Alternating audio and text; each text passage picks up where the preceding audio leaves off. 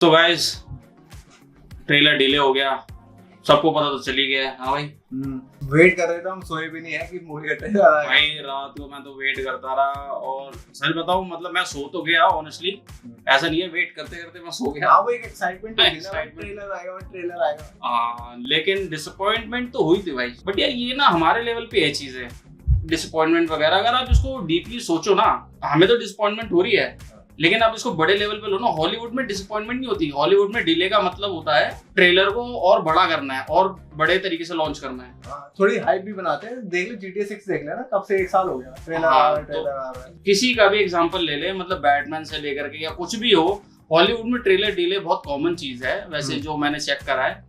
और वहां पे कोई प्रॉब्लम नहीं है। हमारे यहाँ पे सोशल मीडिया में क्या होता है कि अगर ट्रेलर डिले हुआ है तो इसका मतलब कोई ना कोई तो प्रॉब्लम है, लेकिन ऐसा नहीं होता हॉलीवुड में।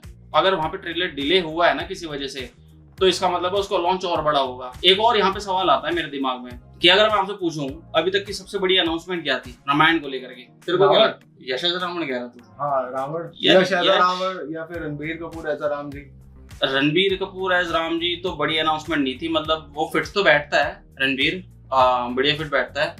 यश तो ऑब्वियसली मतलब ये थोड़ा बहुत सरप्राइजिंग था बट बढ़िया भी लगा, खुश हुआ मैं आपको बताऊं। सबसे बड़ी अनाउंसमेंट है सोनी के साथ, सोनी पिक्चर के साथ जो टाई अप हुआ है। लोगों को उतना अंदाजा है नहीं कि एक्चुअल में स्ट्रेटेजी चल क्या रही है। ग्लोबल जो डिस्ट्रीब्यूशन स्ट्रेटेजी है वो सिर्फ डिस्ट्रीब्यूशन पार्टनर नहीं होता, वो किस तरीके से रिलीज होगी मूवी जो डिस्ट्रीब्यूशन पार्टनर होता है। और सोनी जैसा, मैं सोनी टीवी की बात नहीं कर रहा हूँ, मैं सोनी टीवी की बात नहीं कर रही है, कई लोग कंफ्यूज है। सोनी पिक्चर्स एंटरटेनमेंट अलग है, वो global distribution partner, global release strategy partner है। वो स्ट्रेटेजी देता है कि किस तरीके से रिलीज होगी मूवी, किस किस जगह पे होगी, किस लैंग्वेज में होगी, किस कंट्री में होगी। तो अभी सोनी का जो एक ग्लोबल मैप मैं आपको बता दूं, सोनी यूके है, सोनी नॉर्थ अमेरिका है, सोनी जापान है, सोनी ऑस्ट्रेलिया है, सोनी यूरोप है, फ्रांस, कोरिया, ये सब है। बहुत बड़ा डिस्ट्रीब्यूशन नेटवर्क है। जो जानते हैं लोग सब सोनी के अंडर है, इतनी बड़ी कंपनी है, सोचो बहुत बड़ी। अगर आप वैसे देखोगे ना मूवी से हट के भी तो सोनी तो बहुत बड़ी कंट्री है, बहुत बड़ा नाम है।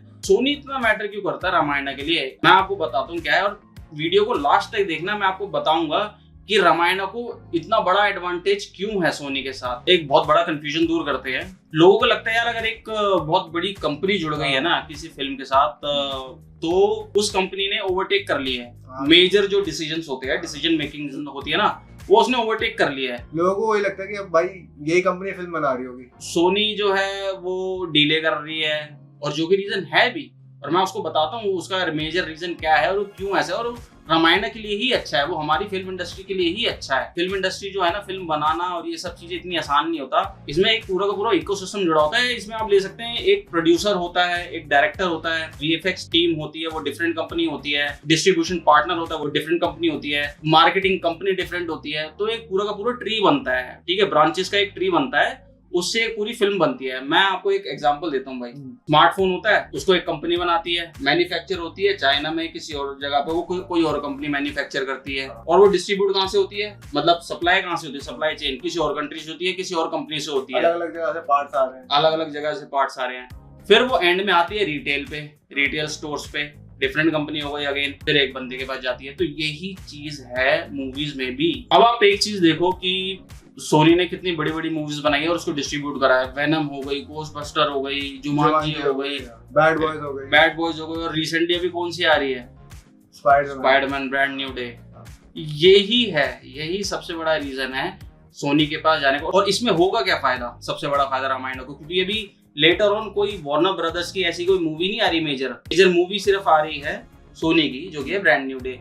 तो हर कंट्री में जब रोल आउट होगी ये मूवी, तो उसके साथ रामायण का ट्रेलर अटैच होगा और वो हर किसी को दिखेगा, हर लैंग्वेज में दिखेगा। भाई एक डाउट आ रहा है मेरे दिमाग में कि रामायण का ट्रेलर ऐसे डिले तो नहीं कर दिया कि स्पाइडरमैन आ रही है, कि भाई सारा व्यूज वगैरह रामायण ले जाए। पॉसिबल है भाई, ये भी पॉसिबल है। दोनों तरफ सोनी की चीज है ना। अगर स्पाइडरमैन अगर रिलीज होने वाली है और रामायण ऐसे में रामायण का ट्रेलर डाल दे तो स्पाइडरमैन की इंडिया में हाइप खत्म नहीं हो जाएगी, ऐसा नहीं लगता? हाँ ये भी है, और इतनी रीच भी नहीं हो पाएगी।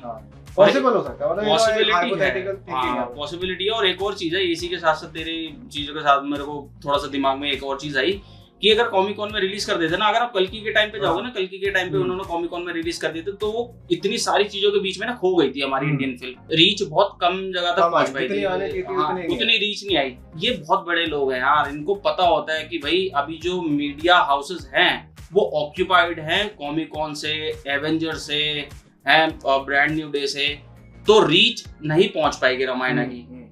तो इन्होंने डिसाइड करा लेट्स ड्रॉप इट। और जब ये थोड़ा सा ठंडा पड़ जाएगा, जब मीडिया हाउसेस फ्री हो जाएंगे, जो रीजनल मीडिया है, जो सोशल मीडिया है, इन्फ्लुएंसर्स है, ये फ्री हो जाएंगे, तो लेट्स रोल आउट दी अपना रामायण के trailer with brand new day. तो ये एक स्ट्रेटेजी है, और मैं बताता हूँ ये स्ट्रेटेजी किसकी होती है। ये होती है डिस्ट्रीब्यूशन पार्टनर की। एक जगह पे कमी लगी, और मैं आपको बताता हूँ इसमें डिस्ट्रीब्यूशन पार्टनर सोनी जैसे हो, उसको कितनी नॉलेज है कि भाई ग्लोबली कैसे डिस्ट्रीब्यूट करना है ट्रेलर, और ट्रेलर को रोल आउट कैसे करना, ताकि जो ग्लोबल ऑडियंस है, जो रीजनल ऑडियंस है, जिसकी लैंग्वेज अलग है, कंट्री अलग है, उनके लॉज अलग है, और उनको इतना बोरिंग ना लगे ट्रेलर, और उनके लिए कंट्री स्पेसिफिक कट करा गया ट्रेलर। ये पहले 2.5-4 मिनट का ट्रेलर था, अब जहां तक रिपोर्ट्स आई हैं 2.5 मिनट से 3 मिनट का ट्रेलर होगा, और वो बिल्कुल कट टू कट होगा, फास्ट पेस, जैसे हॉलीवुड का नहीं होता वैसे। और मैं बताता हूँ क्यों, और ये इतना इंपॉर्टेंट क्यों था। एक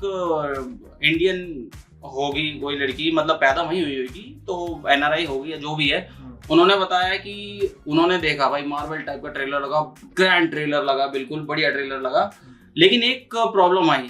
उन्होंने बोला कि हमारे जैसे लोगों के लिए, जिनको कहानी पता है, उनके लिए तो कोई दिक्कत नहीं है, लेकिन कुछ पोर्शंस ऐसे थे, जैसे दशरथ जी बोलते हैं राम, और कुछ स्टोरीज ऐसी आई जिसपे जिनको कहानी नहीं पता ना, वो थोड़ा सा खो जाएंगे उस जगह पे।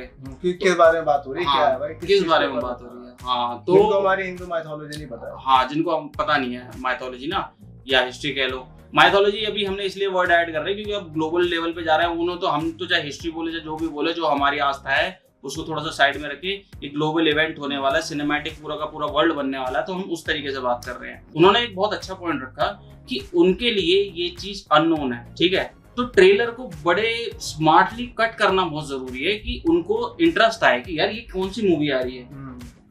तो यार इसीलिए ये चीज है ना बहुत ज्यादा जरूरी होती है।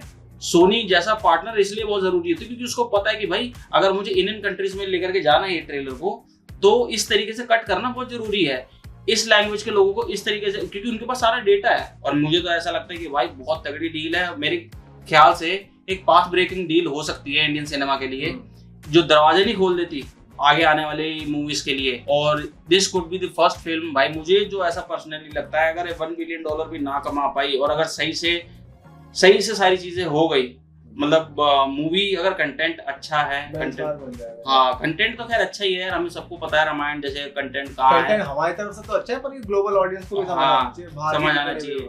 वो जो मूवी का एग्जीक्यूशन है ना, वो उस तरीके से होना चाहिए कि लोगों को समझ में आए, लोग कनेक्ट कर पाए जिस तरीके के रामायण की स्टोरी है, और जो ग्लोबल मार्केटिंग है वो उस तरीके से हो जाए, और VFX बहुत बढ़िया। तो मुझे ऐसा लगता है कि यार ये पहली फिल्म हो सकती है भाई जो $1 बिलियन जाए, और अगर ना भी जाए तो मुझे लगता है कि जो फर्स्ट पार्ट है भाई 4 से 5 हजार करोड़ तो कमा ही लेगा, और जो दोनों पार्ट मिल कर गए यार फिर तो वारे नहीं आ रहे हैं, मतलब $1 बिलियन से ऊपर ही हो जाएगा, मुझे ऐसा लगता है। But we have to wait and watch. मैं फिर भी भाई बहुत एक्साइटेड हूँ, मैंने पता नहीं ये अच्छी बात है या नहीं, बट मेरे को तो भाई बहुत इंतजार है, और मैं इसके लिए एक्साइटेड भी बहुत हूँ। सेम एक्साइटेड हूँ भाई, बिल्कुल। हाँ, तो let's wait and watch. Bye bye.